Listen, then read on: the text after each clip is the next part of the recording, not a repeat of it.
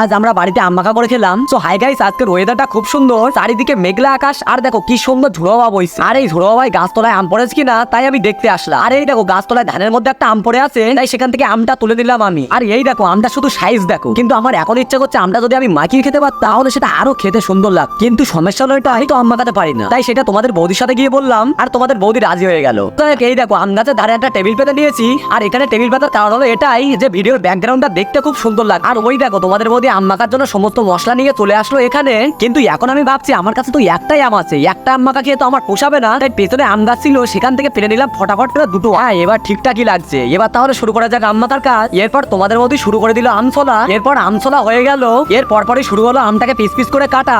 এরপর আমগুলো piece piece করে কাটা হয়ে গেল। এবার এই কাটা আমগুলো ভালো করে মশলা দিয়ে মেখে নেবো। তারপর কাটা আমগুলো সমস্ত মশলা দিয়ে ভালো করে মাখিয়ে নিল। আর এবার রেডি হয়ে গেল আম মাখা। তো দাঁড়াও আমি একটু প্রথমে খেয়ে দেখি আম মাখা কেমন হয়েছে।